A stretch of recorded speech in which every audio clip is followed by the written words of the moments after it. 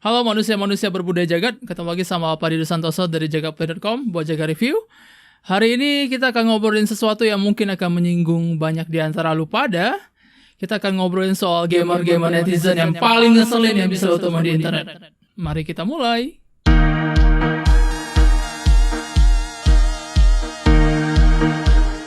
Oke, kehadiran situs sosial media kayak Facebook, Twitter, dan bahkan YouTube, situs di mana lo lagi nonton ini video sekarang, itu ngasilin sebuah fenomena yang lumayan unik, di mana gamer-gamer yang sama ini terkurung, terpenjara dalam gua. Oke, bukan itu harusnya. Maksudnya lu ngerti maksud gua, gamer-gamer yang selama ini tidak bisa berinteraksi, keluar, punya ruang buat mengekspresikan opini, dan lebih kerennya tanpa nama, men. Jadi mereka bisa berlindung di balik anonimitas mereka. Dan hasilnya adalah lu bisa ketemu sama banyak tipe gamer yang seenak jidat beropini di internet, dan kemudian menghasilkan sebuah kategori gamer yang bagi gamer yang lain mungkin dia ngerasa dia oke, dia keren, tapi bagi gamer yang lain dia benar-benar jadi sumber kekesalan dan pengen kalau bisa lu punya kekuatan buat narik mereka dengan tangan lu via monitor, lu akan ngelakuin itu. Gue bisa mengerti kekesalannya. Jadi kita akan ngobrolin soal tipe-tipe gamer seperti ini. Tipe gamer yang pertama adalah mereka yang tidak mengerti soal yang namanya preferensi.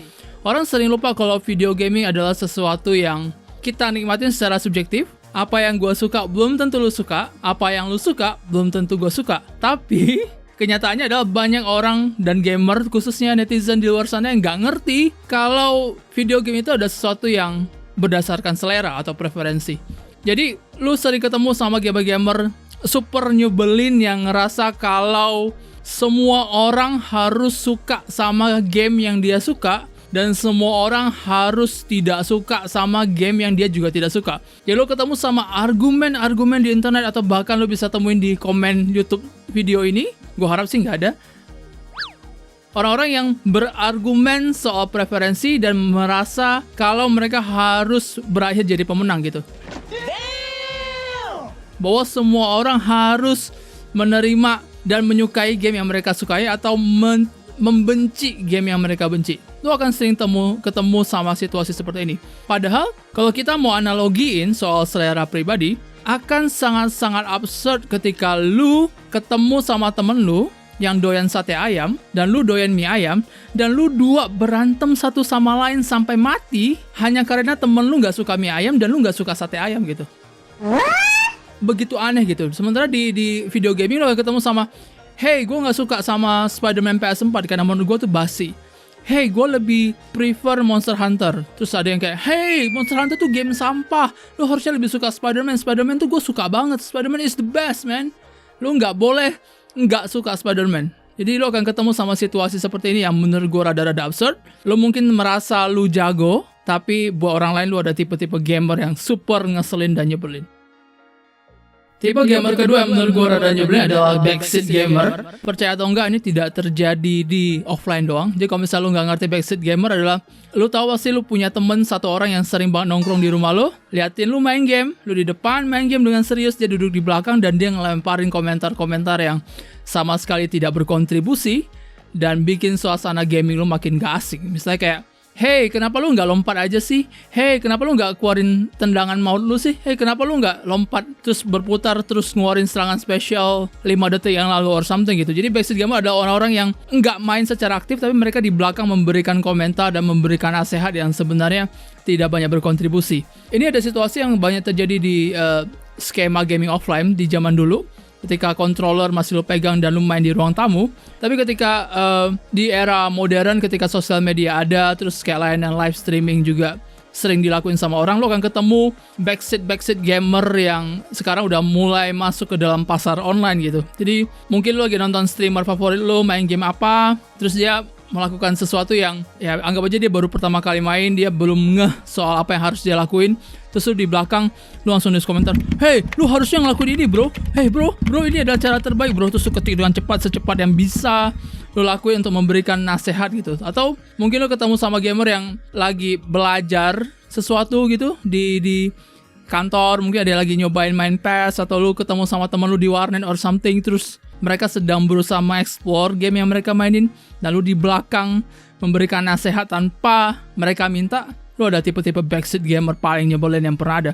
Lu akan naik level backseat gamer nyebelinnya kalau lu nggak ngerti apa yang lu omongin gitu. Misalnya kayak, anggap aja lu ketemu sama Pokemon, game Pokemon terus ada pagarnya lebih kecil daripada karakternya. Secara mekanik karakternya memang nggak bisa lompatin pagar, tapi lu dengan otak IQ 3000 lu merasa kayak, hey, itu karakter lebih tinggi daripada pagarnya. Karakternya harusnya bisa lompat pagar, dan lu menyuarakan pendapat itu ke temen lu gitu. Hey, kenapa lu nggak lompatin pagarnya aja sih gitu? Dan gue yakin temen lu akan berusaha memutuskan hubungan pertemanan dengan cepat selama lu keluar dari rumahnya or something. Gue yakin itu. Tipe gamer paling nyebelin netizen yang ketiga adalah mereka yang dikenal sebagai one-upper. Ini sebenarnya nggak cuma gamer sih, semua jenis manusia. Even kayak di lingkungan kerja atau di lingkungan sekolah lu akan ketemu seseorang yang namanya one-upper. Jadi one-upper itu ada mereka yang untuk alasan yang tidak jelas harus mengeluarkan sesuatu yang membuat dia lebih superior daripada lu. Hey, gua kemarin naik sepeda 1 km bro gitu, gua sehat gitu. Terus lu ketemu sama teman yang kayak, halah 1 km doang, gue minggu lalu bersepeda 2 km gitu. Terus lu ketemu lagi teman yang lain, halah cuma 2 km, 3 km gue bro gitu minggu lalu. Jadi selalu ada tipe-tipe orang yang kayak gitu. Dan lebih parahnya ketika lu gaming, yang seharusnya fun, lu akan ketemu sama orang-orang yang sama. Jadi kayak, ada banyak gamer netizen di luar sana yang akan merendahkan pencapaian yang udah lu lakuin, karena mereka merasa hal yang mereka lakuin itu lebih superior. Misalnya kayak, hey, gua akhirnya setelah 5 jam gue berhasil ngalahin boss ini di Dark Souls 2 misalnya, dan lu ngeluarin itu di Facebook atau di Twitter karena lu sudah berjuang super keras, lu melemparkan konsistensi terbesar yang bisa lu tunjukkan untuk ngalahin itu boss. Setelah 5 jam lu berhasil gitu. Lu tulis itu di Facebook atau Twitter sebagai sesuatu yang membuat lu merasa mencapai sesuatu yang keren, dan komentar pertama yang lu dapetin adalah, halah masa bos gitu aja 5 jam sih, gue nyelesain itu cuma 30 menit kok gitu. Atau halah bos ini aja udah kesusahan, apalagi kalau misalnya lu ketemu sama bos A, B, C, D, E di 2 jam ke depan yang bakalan lebih susah bro, yang mukul lu tuh sekali doang lu langsung mati gitu. Lu akan ketemu sama gamer-gamer kayak gini yang akan langsung merendahkan prestasi lu gitu secara pribadi. Saran gue adalah lu kalau lu punya teman kayak gini di dunia nyata, tendang keluar. Kalau misalnya punya teman kayak gini di online yang lu nggak kenal, ada namanya feature block atau delete from friend list. Jadi nggak ada gunanya lu ketemu teman kayak gini. Pencapaian lu ada pencapaian lu nggak perlu ketemu sama orang yang ngerasa mereka harus selalu naik di atas pencapaian lu. Tendang aja dari hidup lu akan jauh-jauh lebih tenang. Oke, selanjutnya adalah tipe gamer yang gue sebut sebagai gamer kalkulator beras. Gue tau ini tipenya rada aneh, tapi kalau misalnya lu belum pernah lihat kalkulator beras, gue akan kasih lihat gambarnya sekarang. Kalkulator gede mampus dengan sistem perhitungan yang sederhana. Kenapa gue sebut sebagai kalkulator beras, dan kenapa ini sering banget terjadi di game yang tipenya ada angkanya doang, misalnya kayak RPG, ya mostly RPG sih, misalnya kayak Genshin Impact, atau Fallout, atau bahkan Cyberpunk misalnya. Ada mereka yang ngerasa kalau tujuan dari gaming RPG adalah menghasilkan damage sebesar yang bisa lu lakuin tanpa bersenang-senang gitu. Jadi tujuan gamenya adalah bukan bersenang-senang, tapi optimize build karakter.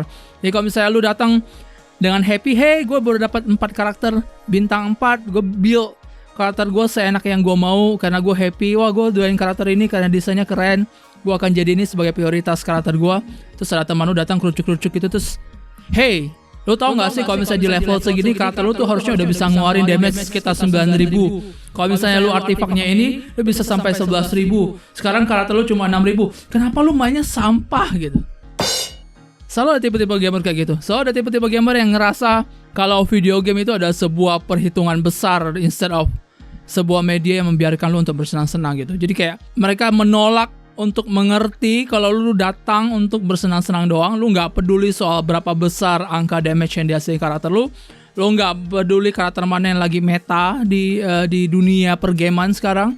Lu cuma datang, lu cuma pengen having fun, lu cuma pengen liatin karakter waifu lu berada di depan mata. Lu gak peduli yang lain. Tapi tiba-tiba karakter ini akan ngeluarin kalkulator beras dan ngasih tahu lu, hey, damage yang baru lu lakuin tadi itu tidak maksimal. Lu mesti hitung semua artifak lu hitung equipment lu hitung senjata lu. Tolong, ini adalah build paling optimal. Please tolong dicontoh gitu. Tipe-tipe gamer kayak gini well, tidak terlalu menyebalkan sampai lu harus keluarin dari lini pertemanan, tapi cukup ya lu jauhin dikit lah gitu. Jadi kalau misalnya tipe-tipe gamer yang lebih fokus ke gameplay dan having fun, gamer-gamer kayak gini tuh nggak perlu seriusin, anggap aja angin lalu, main sesuai dengan apa yang pengen lu mainin, lu nggak peduli, lu nggak perlu mikirin apa yang mereka hitungin, anggap aja mereka kalkulator beras. Nah, yang satu ini kayaknya tipe-tipe yang menembus garis gaming, dan lu akan temuin juga di beragam banyak produk. Kita ngobrolin soal bocah kipas, garis keras alias fanboy yang juga sering lu temuin di gaming. Apakah itu kita nyangkut soal software ataupun hardware, misalnya kayak fanboy PlayStation, fanboy Microsoft, fanboy Nier Automata, fanboy Genshin, fanboy apapun yang lu bisa temuin di sana. Fanboy selalu datang ke situs sosial media untuk dua hal. Satu, meminimalisir semua berita buruk terkait game yang dia suka. Jadi kalau misalnya ada berita buruk dikit aja keluar, mereka datang langsung di sesi komen dan membela setengah mati tanpa alasan yang jelas dengan argumen yang kadang-kadang lemah. Atau yang kedua, terus mendorong itu produk atau itu game di setiap kesempatan yang ada gitu. Bahkan ketika dalam tanda kutip lu main sesuatu yang tidak ada hubungannya dengan itu game. Sebenarnya konsep fanboy atau bocah kipas ini memang rada aneh, karena pertama mereka membela sebuah korporasi raksasa yang sebenarnya nggak peduli sama mereka gitu. Misalnya kayak lu fanboy PlayStation misalnya, lu setengah mati membela PlayStation di Facebook misalnya. Setiap kali ada fanboy Xbox menyerang dalam tanda kutip, ngelemparin berita yang agak negatif soal PlayStation, lu datang membela. PlayStation gak akan pernah kenal siapa lu gitu. Itu ada sebuah fakta yang mesti lu terima. Yang kedua, PlayStation tidak akan memberikan lu reward secara spesifik, secara personal, karena lu mati-matian membela mereka di internet. Lu hanyalah satu di antara ratusan juta user PlayStation di seluruh dunia, dan lu tidak istimewa gitu.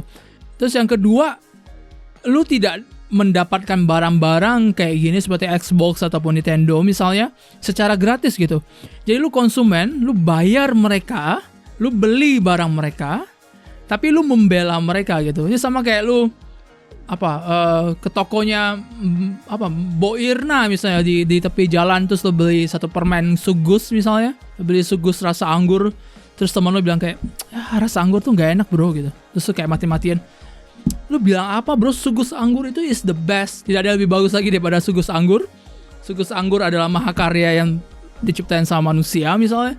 Semuanya dilakukan sembari berdiri di atas fakta kalau lu ngeluarin Rp1.000 buat beli sugus. Wow!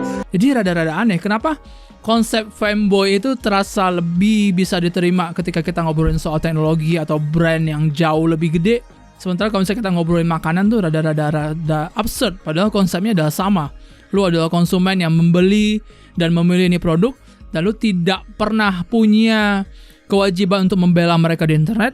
Dan for some reason, ini ada sesuatu yang terjadi sering banget di video game, dan kalau lu termasuk salah satunya, mungkin sudah saatnya mulai tanya ke diri sendiri, kenapa gue mati-matian ngebela sesuatu yang gue bayar gitu.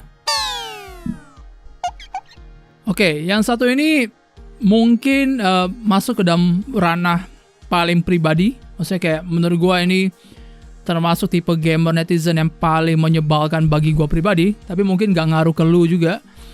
Adalah mereka yang berstatus sebagai spoiler man, dalam tanda kutip, datang untuk nge-spoiler doang dan ngerasa superior untuk itu. Jadi lu kadang ketemu sama orang-orang yang, hey lu punya game baru, lu nungguin game selama 7 tahun?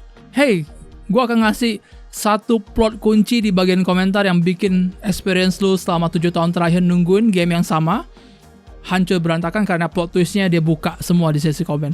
Ini ada tipe-tipe gamer yang menurut gue masuk ke dalam ranah psikopat. Karena menurut gue gak ngerti apa motivasinya, kenapa lu merasa kesenangan lu tercipta ketika lu ngehancurin kesenangan orang lain gitu. Jadi lu akan senang kalau orang lain tuh tidak bisa menikmati produk yang mereka beli seharga 600.000 atau mereka udah nunggu selama sekitar 10 tahun dengan maksimal. Lu senang kalau pengalaman mereka hancur. Jadi lu termasuk kayak gamer-gamer psikopat gitu. Dan yang paling parah adalah ketika yang nge-spoiler alias spoilerman ini sebenarnya nggak pernah, satu, beli gamenya, kedua, main gamenya, tiga, dia cuma nonton via YouTube doang. Jadi dia cepet-cepet ke YouTube, dia nonton video gameplay paling barunya. Apa misalnya kayak Final Fantasy 7 Remake, dia nonton semua plotnya, dia cari plot twistnya, terus dia sebar itu di internet, di bagian komentar, dimanapun dia bisa temuin. Jadi dia berusaha, jadi level psikopatnya tuh naik gitu. Dari sekedar pengen ngehancurin experience orang, menjadi secara aktif mencari cara untuk menghancurkan kesenangan orang. Jadi bukan sekedar, hey gue cuma terpapar spoiler, gue akan bagi spoilernya ke lu, enggak. Lu secara aktif mencari itu spoiler di internet untuk menghancurin kesenangan orang. Jadi kalau misalnya tipe-tipe gamer yang suka banget spoiler, saatnya mulai tanya ke diri lu sendiri, kenapa lu merasa puas ketika lu nyebarin cerita penting atau plot twist penting ke orang lain? Apakah satu, lu memang psikopat? Dua, apakah lu kekurangan kasih sayang orang tua? Atau ketiga, ini ada dunia yang chaos, man. Lu cuma embrace kekacauan doang. Untuk yang ketiga, ya, atau 1, 2, 3 lah. Gue akan merekomendasikan lu ke psikiater terdekat dan mulai ngobrol masalah psikologi yang lebih mendalam, gue rasa. Oke, yang terakhir. Oke, lo akan temuin ini di komentar, gue rasa. Komentar ini ataupun di komentar video-video Jagat Review sebelumnya adalah mereka yang bangga pakai bajakan. I mean, kita terang-terangan aja nih. Gua pakai bajakan, lu juga pakai bajakan. Gua nonton anime bajakan, lu juga nonton anime bajakan. Kita semua nonton bola bajakan. Ya tahu sesuatu yang huruf-hurufnya bo dan belakangnya lah. Ya lo ngerti apa yang gue omongin. Tapi tidak ada satupun dari kita yang merasa bangga untuk itu. Bahwa yang kita lakuin dengan ngebajak, bahkan termasuk musik sekalipun di masa lalu, ataupun video game itu sendiri, ya memang tindakan mencuri gitu dalam tanda kutip. Karena lu menikmati sesuatu yang gak lu bayar gitu. Bahkan ketika konsep soal, hey, bajakan kan kayak sekedar meminjam. Lu gak bisa meminjam game lu ke, dalam tanda kutip, 5.000 user yang lain secara sekaligus. Jadi konsep bajakan sama dan meminjam itu tidak bisa diberlakukan gitu. Nah, ada tipe-tipe gamer kayak kita yang, hey, gue dulu main bajakan, atau lu sekarang main bajakan, yang kita ngerti kalau ini ada opsi terakhir yang kita ambil, mungkin karena kita nggak punya uang atau kita belum punya konsep yang lebih matang soal ya, apresiasi terhadap kerja keras developer dan segalanya, itu is okay. Gue ngebajak dan lu ngebajak. Tapi jangan ke internet dan sosial media terus nulis, hahaha, ngapain beli kalau bisa gratis?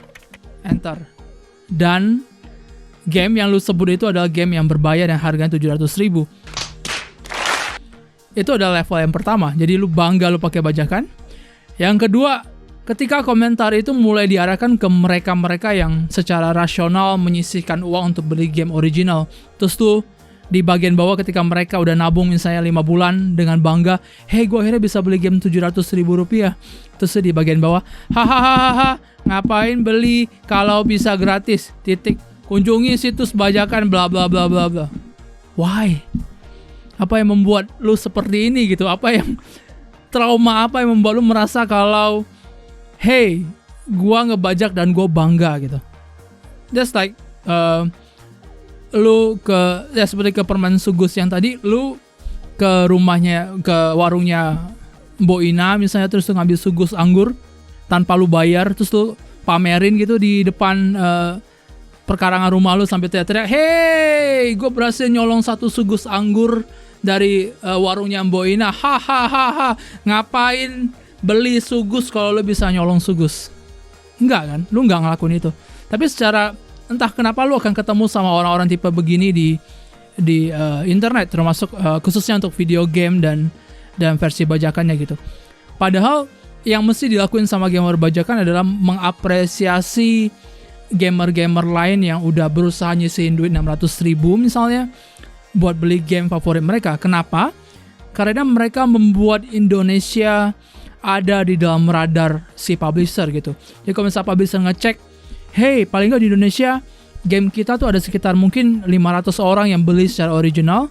Mungkin kedepannya kita akan fokus promosi di Indonesia. Mungkin kita akan datangin game terbaru buat dicoba di event-event, atau mungkin kita akan keluarin special content di buat wilayah Indonesia doang, atau mungkin hey, Indonesia tuh ternyata pasarnya gede, gimana kalau misalnya kita mulai terapin harga region pricing buat Indonesia supaya gamer Indonesia bisa dapat ini secara rasional sesuai dengan pendapatan mereka gitu. Jadi ada begitu banyak hal yang bisa dikontribusi positif sama gamer-gamer yang sudah menyisihkan energi dan uang mereka untuk game original, yang seharusnya tidak bisa dikesampingkan dan diabaikan dan diburuk rupakan dalam tanda kutip oleh gamer-gamer bajakan yang sekali lagi nulis di internet, hahaha ngapain beli kalau bisa main gratis. Jadi kalau misalnya lu pakai bajakan, gua pakai bajakan, lu pakai bajakan, mari diam-diam aja. Karena satu dan lain hal, tidak perlu ke internet atau ke situs sosial media buat ngobrolin gimana bangganya lu bisa nyolong game orang, atau gimana bangganya lu bisa download game tanpa perlu bayar sama sekali. Apalagi di tempat-tempat mereka yang udah berusaha buat nyisihin duit atas nama beli game original. Kira-kira demikian. So, jadi kira-kira itu tipe-tipe gamer netizen yang menurut gua nyebelin mampus yang mungkin sempat lo temuin dan gua temuin, dan mungkin akan ada juga gitu di bagian YouTube komen gitu di artikel di video ini yang akan secara gamblang justru mendukung apa yang gue bicarain di video ini. Jadi video ini memang khusus untuk ditujuin kepada lu pada yang mungkin lagi nonton ini lagi pas sambil nonton sambil boker, atau lu nonton sambil rebahan, atau lu nonton sambil duduk dengan singlet di depan komputer dengan kaki naik di atas kursi. Kalau misalnya lu termasuk salah satu gamer di dalam daftar ini, tolong berbenah. Oke.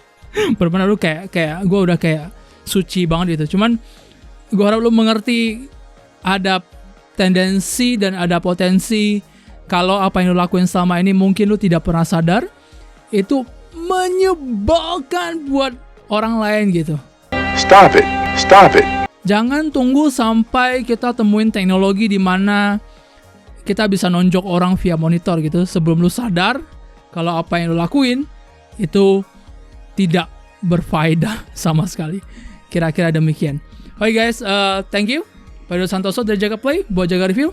See you in the next video. Bye-bye. Dadah.